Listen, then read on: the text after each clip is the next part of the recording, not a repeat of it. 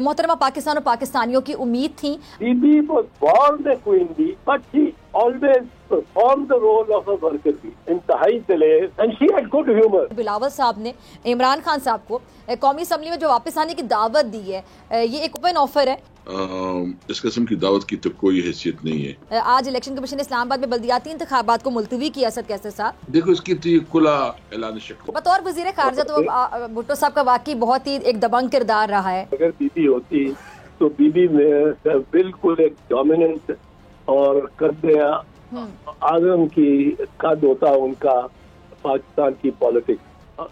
ضیاء الحق کو اس کی ٹیم بالکل نہیں تھی چاہتی. وہ چاہتی تھی کہ ان کو یہ اترے تو ان کو بند کر کے اٹھا کے اور ہیلی کاپٹر میں بٹھا کے کہیں لے جائیں. حکومت انتظامیہ کیا واقعی ہم کہہ سکتے ہیں اتنی کنفیوزڈ ہے, حواس باختہ ہو گئی ہے, یا یہ کوئی سیاسی داؤ ہے جو کھیلنے کی کوشش کی جا رہی ہے؟ اصل میں ان کا اس ملک میں کوئی انٹرسٹ نہیں ہے. ان کے پرسنل انٹرسٹ تو باہر دنیا میں ہے. ان کی بینک اکاؤنٹس باہر ہیں, ان کے وسائل باہر ہیں. اگر آئین کو آپ ختم کریں تو جنگل کا قانون ہے, پھر پاس طاقت ہوگی تو بالکل ناممکنات میں ہے. مکمل ویڈیو دیکھنے کے لیے لنک پر کلک کریں, سبسکرائب کریں اور بیل دبائیں تاکہ کوئی خبر رہ نہ جائے.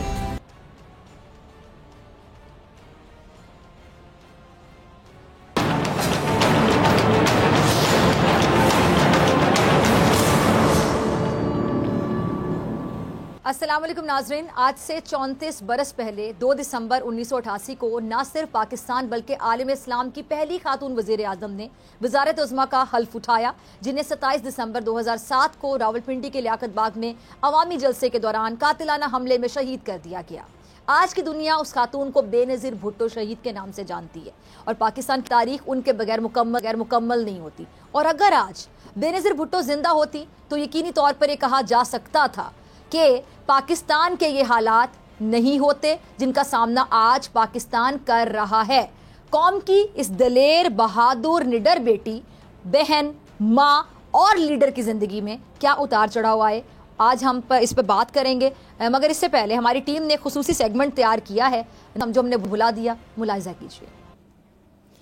بے نظیر بھٹو شہید کی برسی کے موقع پر ان کی زندگی, سیاسی اور سماجی خدمات اور ان کی کرشماتی شخصیت پر بات کرنے کے لیے ہم نے خصوصی طور پر دعوت دی ہے پاکستان پیپلز پارٹی کے سینئر رہنما, جنہوں نے محترمہ بے نظیر بھٹو کے ساتھ بہت ٹائم گزارا, مشکل جو ادوار ہیں ان میں بھی ان کے ساتھ رہے, سیاسی اتار چڑھاؤ بھی دیکھے. اعتزاز احسن صاحب کسی تعارف کے محتاج نہیں. اعتزاز صاحب بہت شکریہ وقت دینے کے لیے. اعتزاز احسن صاحب, آج محترمہ بے نظیر بھٹو شہید کا 15واں یوم شہادت منایا جا رہا ہے. محترمہ پاکستان اور پاکستانیوں کی امید تھیں, آپ نے ان کے ساتھ بہت وقت گزارا. اعتزاز صاحب, وہ کیسی شخصیت کی مالک تھیں, اپنے لوگوں سے محبت بھی بہت کرتی تھیں, اور ان کی ذہانت کے حوالے سے خاص طور پہ میں چاہوں گی کہ آپ کامنٹ کریں, کیونکہ لیڈر کے جو فیصلے ہوتے ہیں وہ بتاتے ہیں کہ لیڈر جو ہے وہ کس قسم کا لیڈر ہے, تو ان کے فیصلے, ان کی ذہانت روشنی ڈالیے گا. ڈاکٹر صاحب, بیدی ایک بڑی منفرد شخصیت تھی, انتہائی دلیر, مرد و زن میں ایک دلیر. اس کو کوئی ڈر خوف نہیں اس کے ذہن میں یا دل میں کبھی آیا. یہ میں نے دیکھا. فزیکل پین اگر یا فزیکل ڈینجر ہو سامنے, بیدی نہیں ڈرنے والی. بیدی کی اکثر زیادہ تر تو جہانگیر بدر صاحب مرحوم پنجاب, ہمارے پنجاب کے صدر ان کو ڈرائیو کیا کرتے تھے, یا پھر لاہور میں اکثر وہ لینڈ کرتی تھی, تو میں اگر جہانگیر بدر صاحب اویلیبل نہ ہو یا کچھ تو میں کرتا تھا, اور کراؤڈز میں بھی جانا پڑتا تھا ان کو ڈرائیو کر کے. پولیس کی آگے دیوار کھڑی ہو, میں آپ کو بتاؤں اتنا وہ خوفناک منظر ہوتا ہے جو بہت سی پارٹیوں کے لیڈر نے تو کبھی دیکھا ہی نہیں. وہ اس طرف کا ان کا رخ ہی نہیں ہوا. پولیس کے رومن سولجرز کی طرح دیواریں کھڑی ہوں سامنے, اور کوئی 100 گز پہ جا کے آپ کو ایک دہشت اور دہشت پڑنی شروع ہو جاتی ہے, اور وہ اوپر اپنے ڈنڈے اپنی شیلڈ پہ بجا رہے ہوں ڈھالوں پہ, اور آپ بے نظیر اس کا یہی تھا ارادہ, اور ہم ساتھ چلتے تھے, بہرحال مار بھی کھاتے تھے, اور اس کے بیچ میں سے نکلو اور ان کی پرواہ رکھو, اور پھر وہ پولیس تو فیس کرنے کو ہر وقت تیار رہتی اور حوصلہ دیتی تھی دوسرے لوگوں کو, اپنے ورکر کو. جو جیالہ اس کے وقت کا تھا وہ کمال دلیر اور بہادر جیالہ تھا.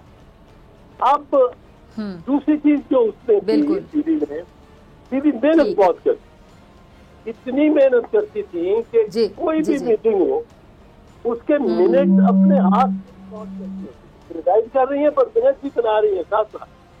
میں ان کو کہا کرتا تھا کہ you are born a queen bee but you are always in the role of a worker bee. اور کوئن بی کو آپ کو پتا ہے ایک ہوتی ہے جس کو کوئی کام نہیں کرنا پڑتا, ہزارہ بچیاں شہد کی اس کے ہوتی ہیں, لیکن bee bee was born a queen bee but she always perform the role of a worker bee. اچھا, یہ ان کی دوسری خاصیت میں نے دیکھی, بہت کام محنت, ایک دن میں 2-2 3-3 4-4 تقریبات مختلف شہروں میں کرتی تھی, اور انہوں نے پاکستان کو واحد لیڈر تھی جس نے پاکستان کو کم از کم پورے پاکستان کا دورہ کم از کم 5 مرتبہ کیا. پہلی مرتبہ 1986 میں جب وہ لوٹی, قصبہ قصبہ شہر شہر, کیا لاہور, کیا گجرات, کیا جیلم, کیا کوئٹہ, کیا سٹی, کیا حیدرآباد, کیا پنڈو آکل, کوئی شہر, آپ کراچی, کوئی سوچے کہ ہیڈ بین کی وینٹ دیئر فرسٹ. دوسری مرتبہ جب 1988 کی الیکشن کیمپین, اس میں ہر شہر میں گئی, ہر کانسٹیٹوئنسی یا 2-2 4-4 کانسٹیٹوئنسی کا جہاں ملاپ ہوتا تھا وہ اس جگہ پہ اس شہر میں انہوں نے جلسے کیے. تیسری دفعہ 1990 کی الیکشن میں گئی. چوتھی مرتبہ وہ 1993 کی الیکشن میں گئی. پھر ایک دفعہ آپ سمجھ لیں کہ وہ کس طرح جاتی رہی کی ہو گئی ہے, کوئی فوت ہو گیا, کوئی بیمار ہو گیا, کوئی ورکر ہے, لیڈر ہے, اس کو پوچھنے وہ آپ چلی گئی ہیں مثال کے طور پہ سلاد, یا آپ چلی گئی ہیں شیخو پورا. تو ایک مرتبہ کم از کم انہوں نے پاکستان کو ان جزوی دوروں کے ذریعے دیکھا. تو اس جتنا پاکستان کو کوئی جانتا نہیں تھا, ان جتنا پاکستانی ورکر کو, اس کے کارکن کو چہروں سے پہچان کے کوئی جانتا نہیں تھا. تو بہت ہی عظیم اس لحاظ سے, اور اس کا وہ ایک ٹرائر تھی, he was a trier of knowledge, اور and she had good humour, بڑا اچھا ان کا مزاج تھا. اعتزاز صاحب ٹھیک ہے, ٹھیک ہے. اعتزاز صاحب, محترمہ بے نظیر بھٹو صاحبہ جب جلا وطنی کے بعد واپس پاکستان آئی تھیں تو وہ کیا ویژن لے کر آئی تھی, اور اس وقت ان کی سوچ کیا تھی؟ اگر آپ کو کوئی ایسی بات یاد ہو جو آپ ناظرین کے ساتھ شیئر کرنا چاہیں تو پلیز بتائیے گا. وہ جب 1986 میں لوٹی تھی تو اس سے پہلے یہ پہلا موقع تھا جو ان کو ایک موقع مل رہا تھا ایک فری موومنٹ کا, اور اس میں داد دینی چاہیے اس وقت کے وزیر اعظم اپنے جنیجو صاحب ضیاء اللہ کو اس کی ٹیم بالکل نہیں تھی چاہتی. وہ چاہتی تھی کہ ان کو یہ اترے تو ان کو بند کر کے اٹھا کے اور ہیلی کاپٹر میں بٹھا کے کہیں لے جائیں, اور ورکر اور کراؤڈ انتظار کرتا رہا. اور محمد خان جنیجو نے کہا کہ نہیں, she will come and she will have freedom to move around, اور یہ ان کی بڑی بڑائی تھی. اب اس سفر کے دوران جو لے کے آئی وہ اپنے ساتھ خواب, وہ ایک خواب کا تھا ایک بڑے مضبوط پاکستان, ایک ایسے پاکستان کا جس کی عزت ہو ساری دنیا میں. اور اس کے لیے ان کے پہلے ان کے جو آئیڈیل تھے وہ ان کے والد شہید ذوالفقار علی بھٹو تھے. وہ ان کے جو مقام بنایا تھا شہید ذوالفقار علی بھٹو نے پاکستان کا دنیا میں اور ایک پہچان بنا دی تھی. گرین پاسپورٹ ہر جگہ اس کی عزت ہوتی تھی. اور خود بھٹو صاحب کی پرسنالٹی ساری مسلم امہ کو لاہور میں انہوں نے اکٹھا کیا. ہر جگہ ہر طرف بھٹو کا نام پہچانا جانے لگا. اور وہ ایک کم از کم اسلامک ممالک کے گروپ کو ورچولی لیڈ کرنا شروع ہو گئے. بی بی کو یہ ذرا رہتا تھا دھڑکا کہ وہ خاتون ہے اور یہ عرب کنٹریز اور یہ دوسرا کس طرح ان پہ ریئیکٹ کریں گی. یہ جو کنزرویٹو فورسز ہیں جو تنگ نظر لوگ ہیں یا ریاستیں پر انہوں نے بھی بی بی کے علم کو بی بی نے فارن پالیسی میں بہت اپنے آپ کو ٹرین اور آگاہ کیا ہوا تھا پڑھائی کے دوران. اور وہی اپنے والد کی فارن منسٹری سے وہ زیادہ امپریس تھی then even the days when he was prime minister. وہ ان کو foreign minister dashing young Zulfiqar Ali Bhutto بطور وزیر خارجہ تو بھٹو صاحب کا واقعی بہت ہی ایک دبنگ کردار رہا ہے. جی اگر آپ ان کو جو بھی پڑھے ان کو تو بطور وزیر خارجہ وہ زیادہ پرومیننٹ رہے اگر ہم کمپیئر کریں بطور وزیر اعظم. جی بالکل. وزیر اعظم کے طور پہ میں آپ کی بات ختم ہونے کا انتظار کر رہی تھی آپ کی موجودگی کا فائدہ اٹھاتے ہوئے. وقت کم ہے مجھے اگر آپ ایک سوال اور پلیز آپ کی موجودگی کا فائدہ اٹھاتے ہوئے وقت کی کمی ہے. اگر بینظیر بھٹو صاحبہ آج زندہ ہوتی ہیں اعتزاز صاحب ایک سوال تو یہ کہ کیا وہ نواز شریف صاحب ان کی پارٹی کے ساتھ اتحاد کرتی یہ جس طرح پی ڈی ایم اتحاد بنا رجیم چینج ہوا عمران خان صاحب کی حکومت کو جانا پڑا. اور دوسری چیز ہے کہ ان کے جانے کے بعد جو پیپلز پارٹی ہے اس میں آپ کو کوئی فلاز نظر آتے ہیں یا کوئی چینج نظر آتا ہے کہ آپ کمپیئر کر سکیں اگر بی بی ہوتی یا جب وہ تھیں اور اب وہ جو نہیں ہیں تو آپ کو کوئی کمی نظر آتی ہو؟ اگر بی بی ہوتی یہ بڑا اگر ایک سوال ہے پر اگر بی بی ہوتی تو بی بی میں بالکل ایک ڈومیننٹ اور قد اعظم کی قد ہوتا ان کا پاکستان کی پالیٹکس. اور وہ ایک سینئر پالیٹیشین بھی بھائی ایج بھی سینئر ہو گئی ہوتی تو ان میں ایک بڑا اعتماد اور بڑھ جاتا. اور ان کی جو صلاحیتیں ہیں ان کی صلاحیتوں میں لوگوں کو اکٹھا کرنا. ایم آر ڈی انہوں نے بنائی movement for restoration of democracy 1981 میں جس میں ہزاروں لوگ گرفتار ہو گئے. اعتزاز صاحب کیا وہ نواز شریف صاحب کے ساتھ اتحاد کرتی ہیں ابھی؟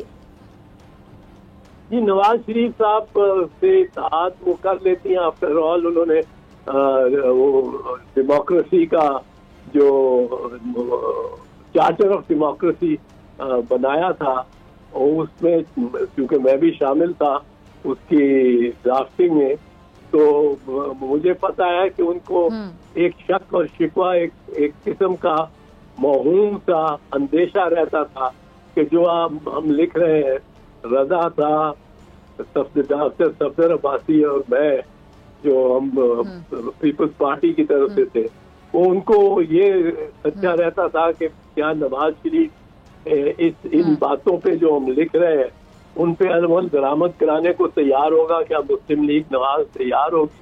ہم نے دیکھا کہ بعد میں مسلم لیگ نواز نے جو چارٹر آف ڈیموکریسی میں لکھا تھا واضح طور پہ کہ ایک ہم دو پارٹیاں ایک دوسرے کی حکومتوں میں جب حکومت میں آئے گی دوسری پارٹی اس کو سبورٹ نہیں کرے گی اپوز کرے گی اپوزیشن کرے گی ٹھیک ہے اعتزاز احسن صاحب، بہت شکریہ آپ کے وقت کے لیے. اور ناظرین پروگرام میں آگے بڑھتے ہیں، بات کر لیتے ہیں اس ملک کی جس کے لیے بے نظیر بھٹو اور ان کے نانا نے شہادت دی تاکہ اس ملک کے عوام کا مستقبل روشن، جمہوریت کی بنیادیں مضبوط ہو سکیں. تو آج اس ملک پر حکومت ہے بے نظیر بھٹو کی کردار کشی کرنے والی جماعت کی. آج ملک پر حکومت ہے اس سیاسی جماعت کی جس کا تاحیات قائد بے نظیر بھٹو اور ان کے والد کو غدار وطن اور انگریزوں کے کتے نہلانے والا کہتا تھا. آج ملک پر حکومت ہے اس سیاسی جماعت کی جس کے قائد کو بے نظیر بھٹو نے گیدڑ کا خطاب دیا تھا. سنیے گا.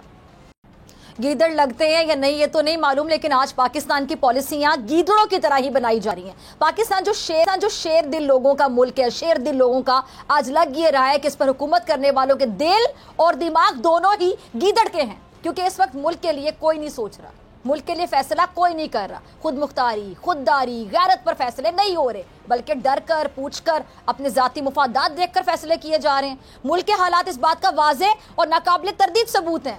پاکستان میں ایک دن میں 7 دہشت گرد حملے ہو رہے ہیں. کراچی میں 20 کلو آٹے کا تھیلا 2500 روپے کا مل رہا ہے، 2500. اور حکومت نے لنڈے کے کپڑوں پر بھی، اس کو کراچی میں لنڈے کے کپڑے کہتے ہیں، پنجاب میں لنڈے کے کپڑے کہا جاتا ہے، لنڈے کے کپڑوں پہ بھی ٹیکس لگانے کا فیصلہ کر لیا ہے. پاکستان کے فارن ایکسچینج ریزرو جو ہیں 6.12 بلین رہ گئے ہیں، جو 9 سالوں کے بعد اب تک سب سے کم ترین سطح ہے. شمالی وزیرستان کے حالات انتہائی تشویشناک ہو چکے ہیں. ٹی ٹی پی کئی علاقوں میں فعال ہو چکی ہے. اسلام آباد، میریٹ، امریکہ اور برطانیہ نے دہشت گردانہ حملے کے پیش نظر وارننگ جاری کرتے ہوئے اپنے عملے کو محتاط رہنے کی ہدایت کر دی ہے. گوادر میں بھی حالات ٹھیک نہیں ہیں. کارخانے بند ہو رہے ہیں، فیکٹریاں، کمپنیز اپنے پلانٹس بند کر کے ملازمین کو نوکریوں سے نکال رہی ہیں. سرمایہ کاری، پاکستان میں سرمایہ کاری کرنے کو کوئی تیار نہیں ہے. اخباروں میں آج اس طرح کے اشتہارات شائع ہو رہے ہیں کہ مہینوں میں نہیں بلکہ دنوں میں مکمل اسٹیل انڈسٹری جو ہے، اسٹیل انڈسٹری بند ہو سکتی ہے. یہ وہ لوگ ہیں جو مہنگائی مکاؤ مارچ کر کے اقتدار میں آئے تھے، اور آج انہوں نے ملک کے حالات اس نہج پر پہنچا دیے جن کا تصور 8 ماہ پہلے تک ناممکن تھا. اور ملک و قوم پر اتنے ظلم و ستم ڈھانے کے بعد، ملک کو ڈیفالٹ کی حد پر پہنچا کر، عوام کے لیے کفایت شعاری کی مہم کے نام پر معاشی قتل عام کر کے حکومتی وزراء اور دیگر اراکین کتنی عیاشیاں کر رہے ہیں اور کیا مہنگی اور جدید گاڑیوں کے مزے لے رہے ہیں. مگر مجال ہے کہ کفایت شعاری اس وقت چھو کر بھی ان کو گزر جائے.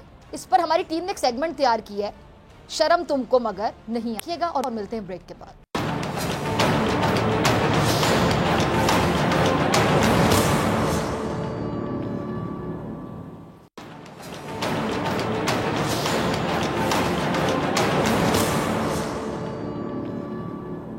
ویلکم بیک ناظرین. ملکی سیاست کا ماحول بہت گرم ہے. ایک طرف عمران خان صاحب نے بڑے فیصلے کر لیے ہیں اور وزیر اعلیٰ پنجاب اعتماد کا ووٹ لیں گے. پنجاب اور کے پی کے اسمبلیاں تحلیل ہوں گی اور پاکستان تحریک انصاف کے اراکین قومی اسمبلی سے اپنے استعفے خود پیش ہو کر جمع کروائیں گے، جس کے بعد حکومت کے پاس کوئی جواز باقی نہیں رہے گا کہ استعفے قبول نہ کیے جائیں. اب دوسری جانب اتحادیوں کی سرکار ہے جو ملک کو مزید اندھیروں میں دھکیلتی چلی جا رہی ہے. معاشی بحران ہے جو کم ہونے کا نام نہیں لے رہا، اور وزیر اعظم صاحب اپنے خطبات میں اپنی کارکردگی، اپنی پرفارمنس بتانے کی بجائے صرف تنقید کا سہارا لیتے نظر آ رہے ہیں. شہباز شریف صاحب کہتے ہیں کہ 2018 کے بعد ملک میں ترقی رک گئی تھی. برادر جو ممالک ہیں ہم سے ناراض ہو گئے تھے. چین کے دورے پر گیا تو چینی صدر اور وزیر اعظم نے بہت عزت دی. چین کو عمران خان نے اتنا ناراض کر دیا تھا کہ آپ حیران پریشان ہو جائیں گے. شہباز شریف صاحب حیران پریشان تو پوری پاکستانی قوم ہو گئی ہے، کیونکہ جو 2 وقت کی روٹی عوام کھایا کرتے تھے وہ منہ کا نوالا بھی آپ کی حکومت نے لوگوں سے چھین لیا ہے. آپ ریلیف تو لوگوں کو کوئی دے نہیں سکتے. وعدے آپ بڑے بڑے کرتے ہیں، دعوے بڑے بڑے کرتے ہیں. قوم کو یاد ہے وہ آپ کا وعدہ نا، وہ جو کپڑے ابھی تک نہ بکے اور نہ ہی وہ جو آٹا تھا وہ سستا ہوا، کپڑے بیچ دیں گے، اس طرح کی باتیں آپ کرتے تھے. نہ کپڑے بکے نہ آٹا سستا ہوا. اب انہیں سارے معاملے پہ بات کرنے کے لیے ناظرین میرے ساتھ موجود پاکستان تحریک انصاف کے سینئر رہنما سابق اسپیکر قومی اسمبلی اسد کیسر صاحب. بہت شکریہ جوائن کرنے کے لیے، وقت دینے کے لیے. اسد کیسر صاحب، آج بے نظیر بھٹو شہید صاحبہ کی برسی کے موقع پر بلاول صاحب نے عمران خان صاحب کو قومی اسمبلی میں جو واپس آنے کی دعوت دی ہے، یہ ایک اوپن آفر ہے. اس پر پی ٹی آئی کیا کچھ سوچ رہی ہے، کیونکہ استعفے تو ابھی تک قبول نہیں ہوئے؟ نہیں، اس طرح مطلب یہ تو بیسیکلی مذاق کر رہے ہیں.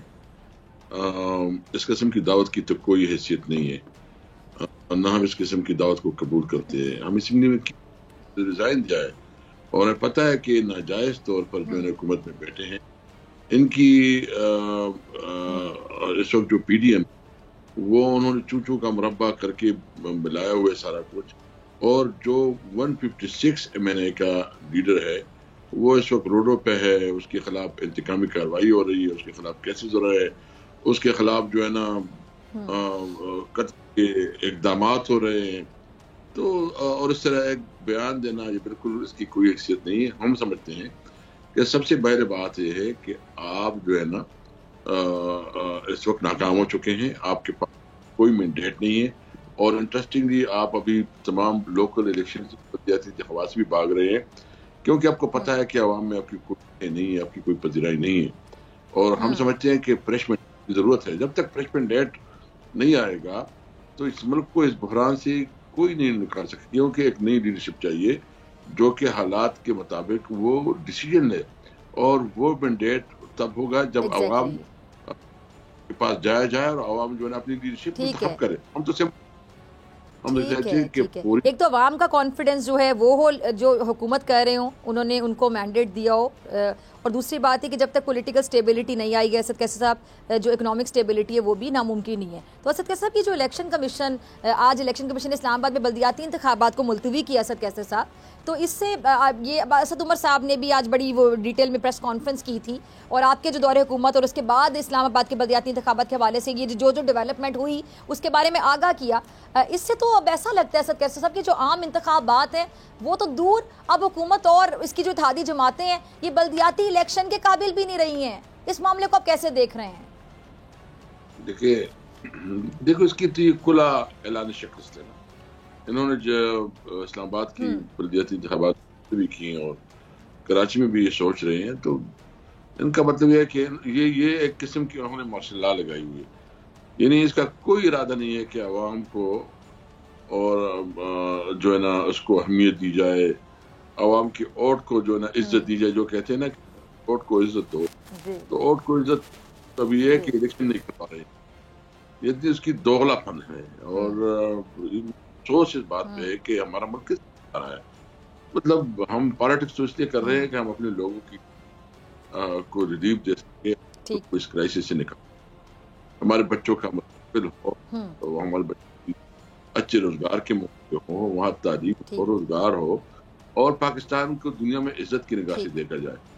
لیکن اس وقت جو صورتحال ہے وہ بہت کہ قرضوں کے دلدل میں پھنسا جا رہا ہے. ملک میں ان کے کوئی پلان نہیں ہے.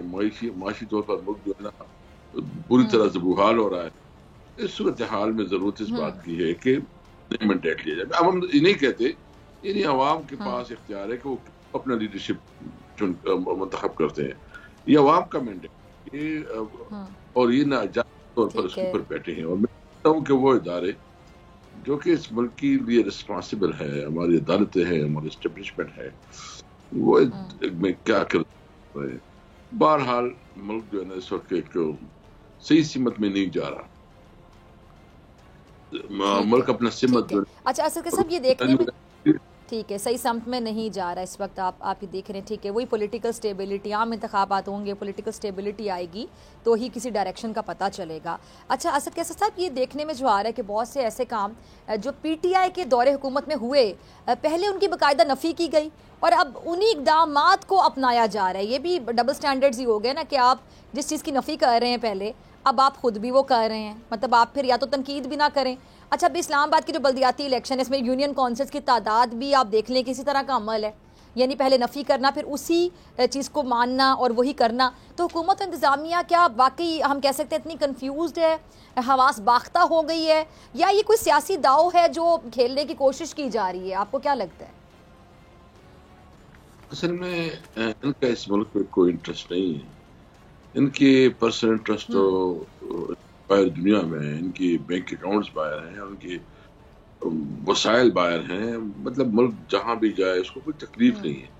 ہم لوگ ہمیں پتہ ہے کہ یہ ملک خدا نخواستہ ڈیفالٹ کرتا ہے, ملک جو ہے نا کوئی کرائسس میں چل جاتا ہے, تو ہم نے اس ملک میں رہنا ہے, ہم نے اس ملک میں جو ہے نا اپنی زندگی گزارنی ہے, ہم اس ملک کا رکھوالا کریں گے. میں کاری کر کہتا ہوں کہ ہمارے لیے سب سے پہلے پاکستان ہے. ہم نے اپنے ملک کا سوچنا ہے, اپنے بچوں کے مستقبل کا سوچنا ہے. سیاست میں تو پہ جو بھی ہو جیسی بھی ہو وہ امپورٹنس نہیں رکھتا. امپورٹنس یہ ہو کہ جو بھی ہو وہ ملک کی قانون کی بالادستی پہ یقین رکھے, وہ ملک کی اپنے بچوں کے مستقبل کے لیے سوچے. اور پی ڈی ایم تو جس طرح چل رہا ہے اور جس طرح وہ اپنا جو کردار ادا کر رہا ہے, تو دشمن بھی اس طرح نہیں جو پی ڈی ایم اس ملک کے ساتھ کر رہا ہے.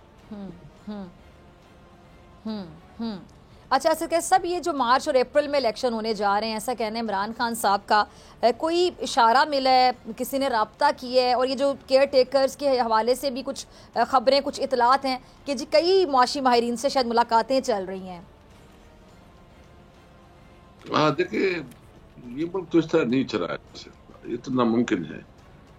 مطلب یہ جو حالات واقعات ہے, تو میں تو خود بھی دیکھ رہا ہوں, مارچ اپریل سے آگے الیکشن نہیں ہوگا. یہ مارچ اپریل میں الیکشن ہوگا, خدا نخواستہ یہ آگے چلے جائے گا تو ملک کو ناکافی نقصان ہوگا. ہو نہیں سکتا یہ, بالکل یہ مارچ اپریل تک. اسد کیسے ابھی اگر حکومت کا موقف سنا جائے, یہ اگر خاص طور پہ نون لیگ کے کچھ لوگ ٹویٹر پہ آ کے یا جب بھی بات کرتے ہیں, پریس کانفرنس بھی, تو وہ تو شاید آگے تک لے جانا چاہ رہے ہیں, جو ان کی مدت ہے اس سے بھی آگے لے جانا چاہ رہے ہیں. ان کا بس چلے تو 24 تک کی لے کر چلے جائیں, 23 کے اینڈ تک بھی نہ ہو, تو وہ پھر اس طرح کا موقف کیوں دیتے ہیں؟ آپ کو کیا سمجھ آتی ہے اس کی؟ نہ یہ جو بات کرتے ہیں, نہ اس کے پاس عقل ہے, نہ کوئی اس کو سمجھ ہے, نہ قانون کی اس کے بارے میں کوئی علم ہے. یہ بالکل ناممکنات. یہ تو ہاں جنگ شروع ہو جائے, کیسے ہوگا؟ مطلب دیکھو یہ ملک چلتا ہے قانون اور آئین ہے, اور اس آئین کے اوپر اگر آئین کو آپ ختم کر تو جنگل کا قانون ہے, پھر پاس طاقت ہوگی گا, تو بالکل ناممکنات میں ہے. اور یہ تو ابھی میں آپ کو کہتا ہوں کہ الیکشن کو مارچ اپریل سے آگے نہیں نظر آ رہا. انشاءاللہ تعالی یہ مارچ اپریل میں الیکشن ہوگا. ٹھیک ہے. اسد کیسا بھی یہ جو بہت سے ماہرین معیشت دعویٰ کر رہے ہیں کہ ملک ڈیفالٹ کر چکا ہے, اب صرف اعلان ہونا باقی, اگر آئی ایم ایف سے معاملات نہ بنے تو باقاعدہ ڈیفالٹ اناؤنس بھی کرنا پڑ جائے گا, تو یہ تو بڑی الارمنگ سچویشن ہے. ملک میں سیاسی بے یقینی تو ہے, اس کی وجہ سے معاشی اشاریے منفی ہیں, تو اولین ترجیح پھر کیا اپنانا ہوگی؟ واقعی جس آپ لوگ مارچ اپریل کی بات کر رہے ہیں, سب کو سیریس ہونا ہوگا اور انتخابات کی طرف جانا ہوگا. بالکل. دیکھیے ہم تو یہ بھی کہتے ہیں کہ آپ ہمارے ساتھ, جو ہمارا مطالبہ ہے پوری الیکشن اور فری اینڈ فیئر الیکشن, آپ ہمارے ساتھ اس کو مان لیں, ہمارے ساتھ ڈیٹ جو کرے. پھر جو اکانومی کے حوالے سے جو ہے نا ہماری قومی ذمہ داری ہے, ہم اس کے لیے تیار ہیں, ہم اس کی بات بھی کرنے کے لیے تیار ہیں. اور پھر جو آپ نیشنل ایگریمنٹ ہو چکے ہیں, وہ ایگریمنٹ کو بھی ہم سمجھتے ہیں کہ ہم اس کو دیکھنا چاہیں گے, تاکہ ایسا کوئی کام نہ ہو کہ یہ ملک جو ہے نا کوئی غیر ذمہ دار ملک جو اختیار ہو.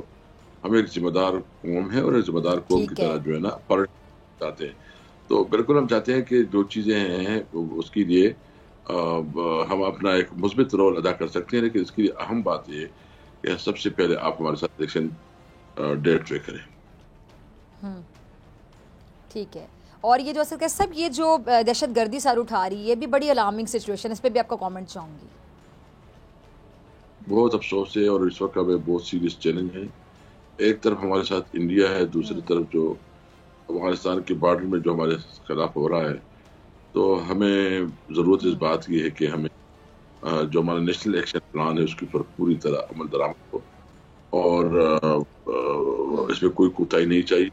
اس وقت جو ہے نا ایسی لیڈرشپ چاہیے کہ وہ حالات کی نزاکت کو سمجھتے ہوئے اقدامات کریں. ٹھیک ہے. اسد کیسر بہت شکریہ آپ کے وقت کے لیے. اور ناظرین کہ میں آپ سے اجازت چاہوں, آج ایک خبر موصول ہوئی کینیڈا سے, جہاں معروف عالم دین مولانا طارق جمیل صاحب جو ہیں ان کو آج دل کا دورہ پڑا ہے. اچھا, اس کی تصدیق مولانا طارق جمیل کے جو صاحبزادے بیٹے انہوں نے بھی کر دی ہے, اور بتایا یہ جا رہا ہے کہ جی دل کی شریان جو اس کی بندش کے باعث یہ دورہ پڑا ہے. اور مولانا طارق جمیل صاحب کے جو بیٹے ہیں یوسف جمیل, ان کے مطابق ان کی حالت اب بہتر ہے, لیکن وہ اسپتال میں ہیں, ابھی زیر علاج ہیں. اور انہوں نے پوری قوم سے اپیل کی ہے مولانا طارق جمیل صاحب کی جلد صحتیابی کے لیے دعا کریں. تو آج بول نیوز کے پلیٹ فارم سے میں ڈاکٹر فضا, میری پوری ٹیم, ہمارا چینل بول نیوز, ہم آپ سے بھی یہ کہتے ہیں کہ پوری پاکستانی قوم مولانا طارق جمیل صاحب کے لیے دعا کریں, اور پوری قوم دعا گو ہے کہ جی مولانا طارق جمیل صاحب کو اللہ تعالیٰ جلد صحت کاملہ عطا فرمائے, آمین. اور اسی کے ساتھ مجھے دیجیے اجازت ہوگی انشاءاللہ کل سیم ٹائم سیم چینل. اگر زندگی نے وفا کی, دعاؤں میں یاد رکھیے گا. اپنا اپنے پیاروں کا بہت خیال رکھیے گا. اللہ نگہبان.